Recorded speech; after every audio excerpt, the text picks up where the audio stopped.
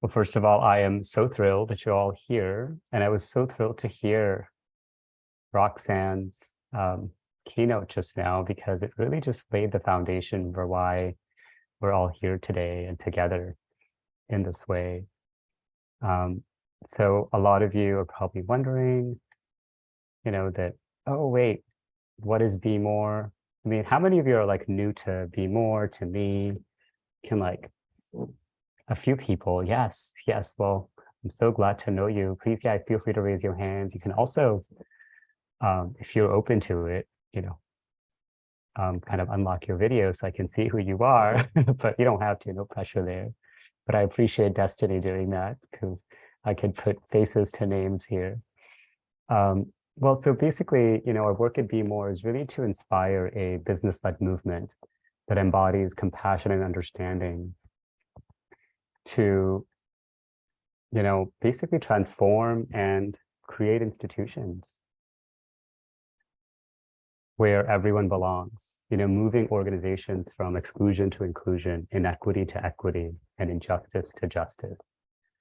And, the summit that we're hosting this year for the first time, in 8 years since our founding, it's really about using mindfulness to power this movement for diversity, equity, inclusion, and belonging, as well as for really anti-racism and addressing systemic racism.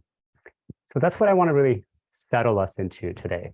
That's, why this Breaking Bias Summit? Why are we talking about these big ideas? And what is this thing called mindfulness? What does it have to do with all of it? So to do that, I want to actually first invite us all to once again begin with mindfulness. Again, we'll be here just for 2 minutes, but just to center ourselves and to also let, Roxanne's beautiful words of wisdom really land in our body as we settle in. So wherever you are, I'm just going to invite you to come to a comfortable seated or standing pose. Just set my timer. And then just bringing your hands to rest on your knees or on your lap.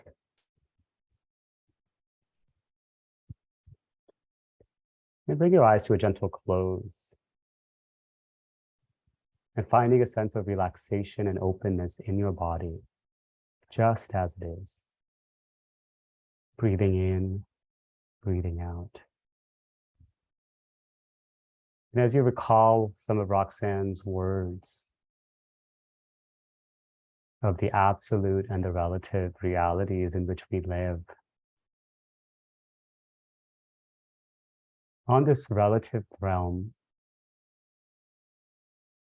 what are some words that come up for you when you think of bias in our society today? So really just noticing those words.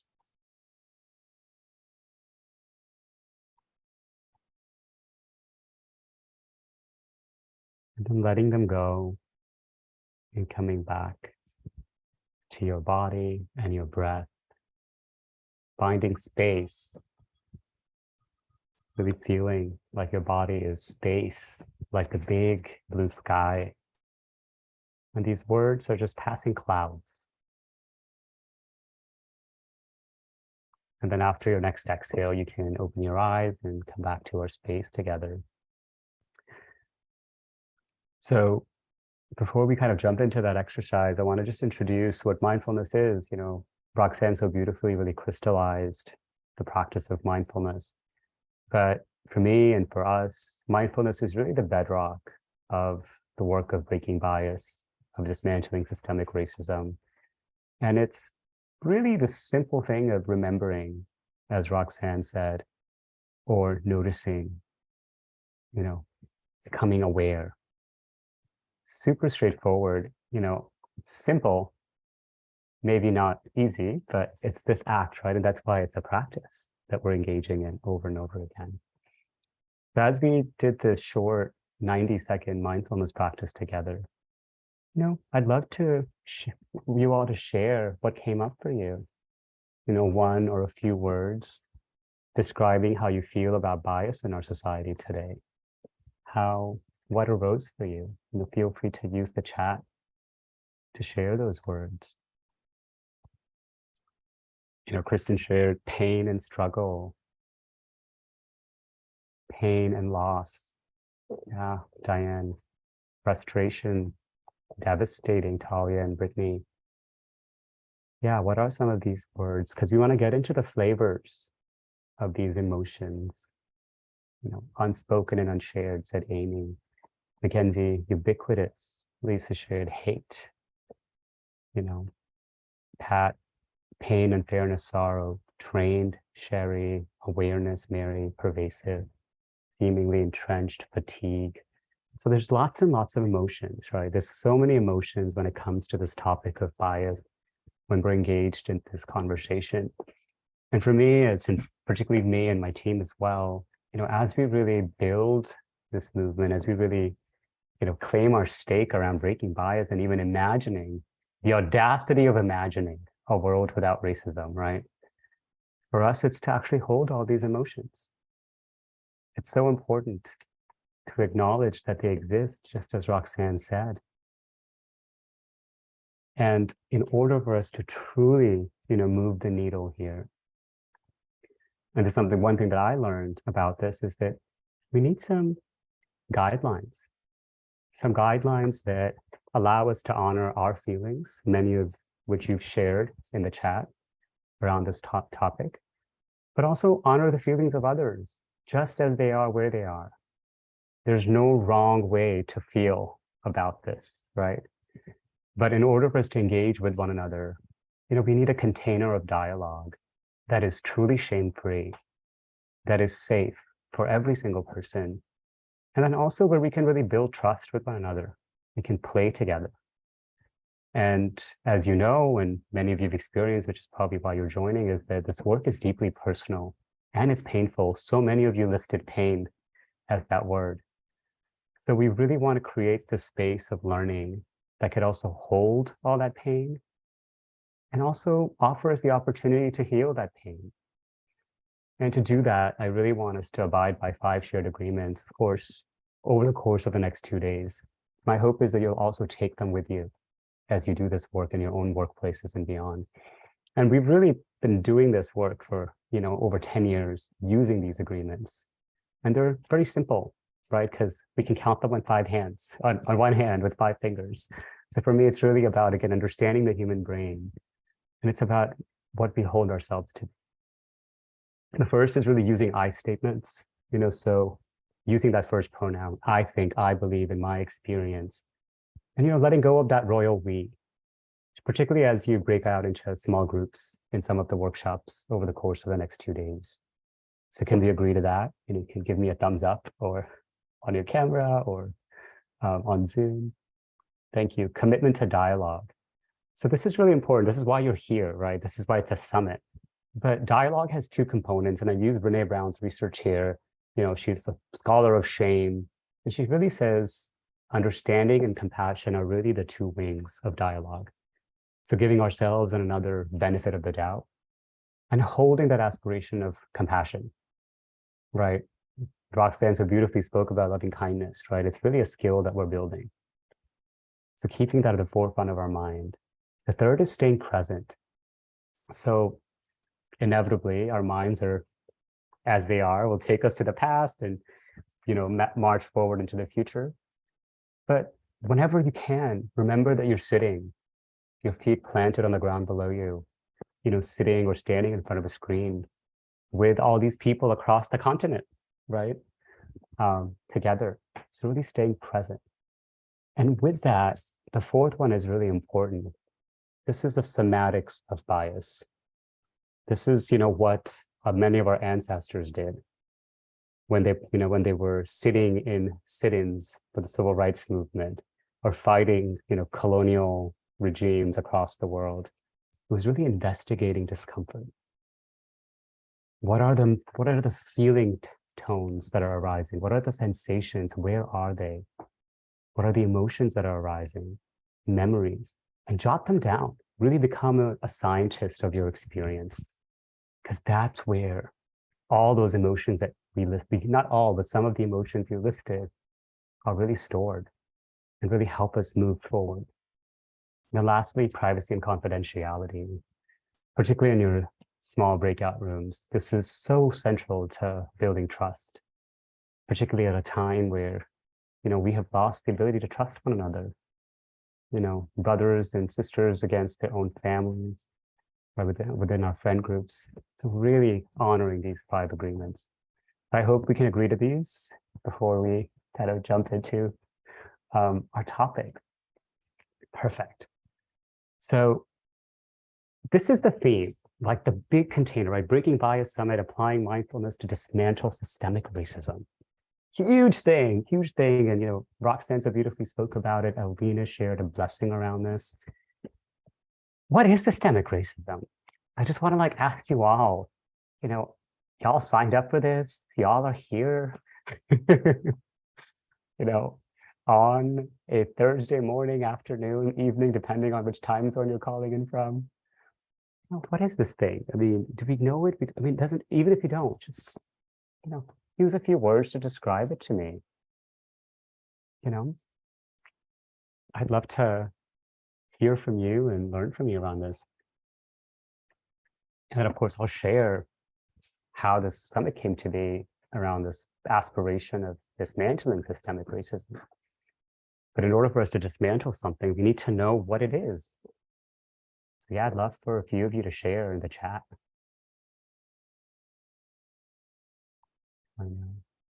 And again, it doesn't have to be correct. Don't worry, you don't have to Google it. Look at the dictionary. Somewhere.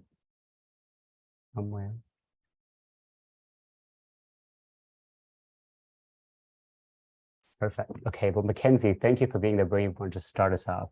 It's the embedding of racist policy and culture through every level of society, racism that has been built into the fabric of society over hundreds of years. It's a society and culture that has normalized racism to better the lives of others while keeping others down. Perfect.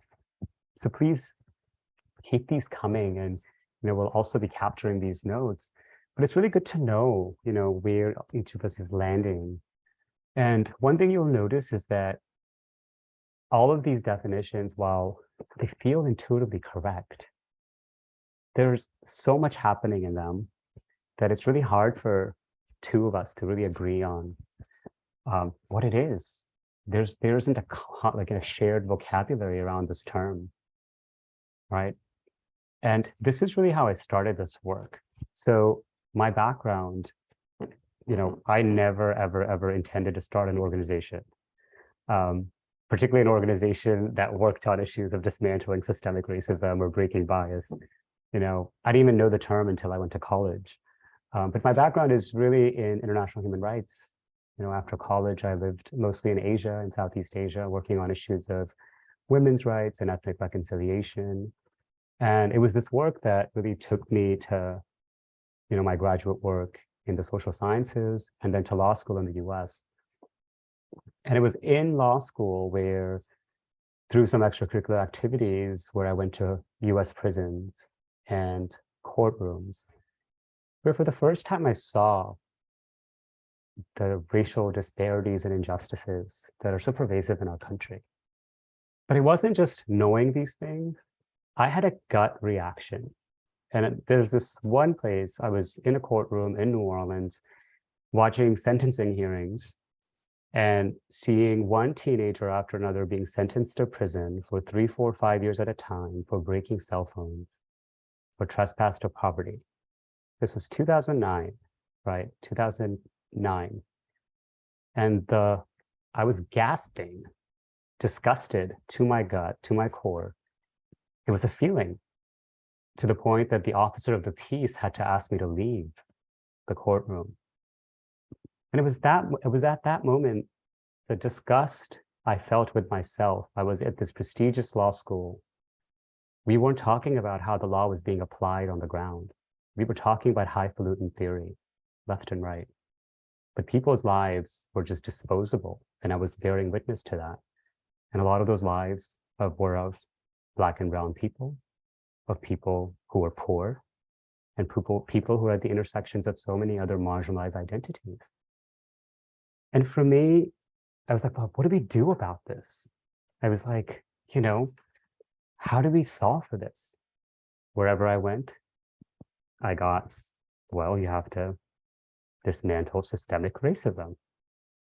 And just as many of you beautifully outlined some wonderful, wonderful definitions of systemic racism, as someone who's a doer, this is definitely my fault. I don't know, I was just born this way. It's like, well, I want to do something about it. This is terrible. A lot of these definitions are incredibly cerebral, like these embedded power disadvantages, racist policies. How do I, as one person, do something about it? But more importantly, how do I explain this to my 10-year-old niece? You know, and how do I do this work where I don't cause harm to others? So that's really how I landed on this work, this really unlikely journey. I was like, I have to leave this work of wanting to do this work internationally, but I want to do it domestically. Because if we can do it here, we can really do it everywhere else. But the work, my objectives with this work is being able to explain it to my 10-year-old niece. To really simplify it so we understand what this thing is. And also not cause harm to myself or anyone else. So I'm really inspired by the Indian independence movement, the civil rights movement, the movement against apartheid, because they were really rooted in something bigger than each person that was a part of that movement, something greater. The current paradigms that I've noticed still divide us, right? You know, white against Black, you know, white against non-white, immigrants against citizens, people who are worthy and unworthy. That it kind of takes us away from really where, for me at least, where I felt we need to be, which is solutions. And that's where I was like, okay, well, we need to apply root causes. How do we understand the root causes of systemic racism? What are the root causes? A single framework that can really capture the lived experiences of every single human being in our society. And a framework that doesn't really diminish anyone. So it's systemic racism, but what is it? So as a social scientist, you know, I was trained in human rights and economic development, and I know that a lot of the research from the World Bank to the IMF is really rooted in like creating facts and figures on life outcomes of different marginalized society communities. And, you know, they're connected to UN development goals and connected to the rights that are enshrined in the Human Rights Charter and all these other beautiful principles. You know, what is known as social, economic, and political and cultural rights. So I got together as a young lawyer with a team of researchers. Like we broke down these huge aspirational rights and life outcomes into, you know, 8 areas that are quite measurable. And then we went to the research, you know, in education and healthcare and housing, employment, wealth and income, political participation, criminal justice. And we went to the quantitative data. And of course, the data showed that there are massive racial disparities across the board, not just racial, gender disparities, disparities based on disability, you name it, across intersections. And then the qualitative science, the sociology, the anthropology, were explaining why those disparities happen. So this is how we conducted a root cause analysis. Well, what's keeping all of this together? You know, we're so siloed in different disciplines talking about the same problem, but what is this bigger picture? So the way I like to think about it is like really systemic racism, what we call systemic racism is really the tabletop. But the tabletop has 4 legs. And these are the 4 legs of the tabletop. You know, lack of resources, something as simple as supermarkets, you know, safe green parks, you know, public transportation, absent in marginalized communities, communities of color, Black and Indigenous communities. And while there's lack of basic resources, you know, basic needs, UN framework, there's presence of trauma. So not just police violence and interpersonal violence, but traumatic environmental factors, landfills, toxic waste sites, payday lenders, really toxins in communities. And then there's policies, right? Policies that are created by people, by policymakers, that are unjust towards marginalized communities. And then there's this element of bias. 4 legs. What I loved about what we discovered together was that we didn't use the word race or racism to define it, to describe it. It's like, oh, this is what's keeping the outcome is systemic racism, the tabletop, but this is what's holding it up. These disparities, these inequalities across the board. And what I love about this is that it basically explains the lived experiences of every single human being. You could be, a Russian, trans immigrant, and you can see your life reflected in this, being affected by systemic racism, intersectionally, across the board. You could be an indigenous person. You could be a Black person, a Latinx person, Asian American. And there's gradations of our identities, but all of us are implicated because of these 4 root causes. And going back to the solution orientation, how do we change presence of trauma? How do we change lack of resources, the distribution of resources and policies? Well, as individuals, we can't, because those are results of collective action. But what we can do, what we must do, and we must begin, is really with this thing called bias. Bias is something each one of us has control over. And actually, the policies that are designed within our institutions and governments are results of shared biases of people that make decisions. So this is really how bias and systemic racism are so deeply connected, and how this work isn't just about one community over another, it's about all of us. It's really about what Dr. King called a beloved community, a place where everyone belongs, and how exclusion actually takes place. So what is bias? Well, I'll just give this to you right now, because this is going to be really helpful. Bias, there's 2 types of biases, conscious biases and unconscious biases. So unconscious biases are really learned habits of thoughts about a human identity that distorts how we perceive, reason, remember, and make decisions. So again, these are learned through our conditioning, our surroundings, seeing that over and over again. Conscious bias, on the other hand, are learned false beliefs about a human identity that is accepted as true. But it also distorts how we perceive, reason, remember, and make decisions. So the impact is the same, oftentimes. But one can actually correct conscious biases, right, by correcting that false information.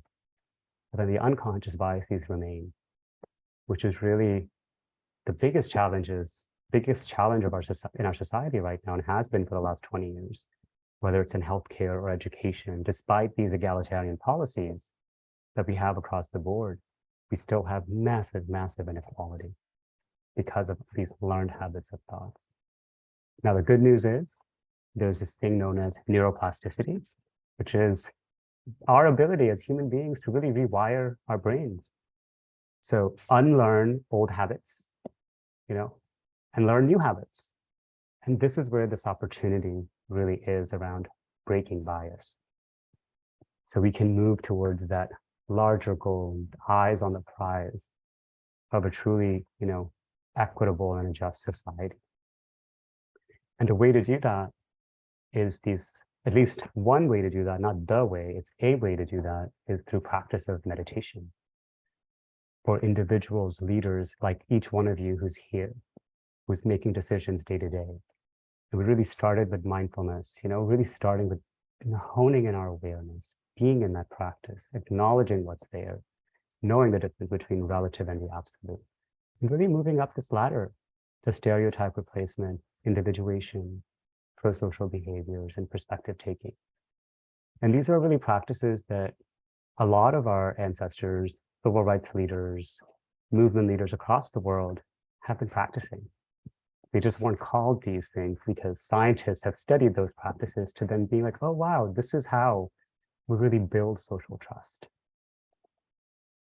And for me, it's really the vehicle of meditation that really helps us regulate that nervous system, that pain, that trauma, that hurt, that anger, that frustration that's really stored in our psyches, in our bodies. And while we do that, there's so many other benefits to these practices. social connectedness, strengthening relationships, trust, emotional regulation, positive emotions, resilience, creativity, management of stress, anxiety, as well as boosting joy and memory. This is what the neuroscience has been studying for the last 40 years. But while we've been, a lot of this has been applied for enhancing personal performance and productivity, the task that we have together now is, how do we learn these tools to build social connection, to really apply them to the massive challenges that we face in our society with hatred and polarization? So this is where you all come in, right? This is why we're here together. I don't have the answers. I can explain these frameworks, right? But this is why we were like, okay, now's the time. We have to come together to really talk about these bigger issues. How do we break bias and really apply mindfulness to dismantle systemic racism? Because as we break bias, we can begin to remove those traumatic experiences, create opportunities for healing, really mending the policies that channel resources unequally, as well as enhancing resource allocation. But again, this is really about building block by block. And this is really the movement for not just racial justice, but human justice for everyone across the intersections, because all of us are implicated. Regardless of who we are, we're implicated here. And this is how we do it. We kind of move back to those 8 life areas. And this is how you all will be engaging in this work over the next 2 days, with all these wonderful speakers and visionaries from different fields, really representing a really diverse set of sectors across, education, health, housing, media, politics, criminal justice, the law.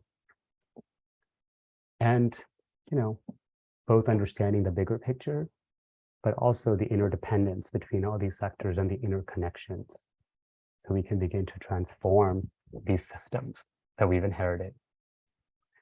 So are you excited? This is where I come to a close.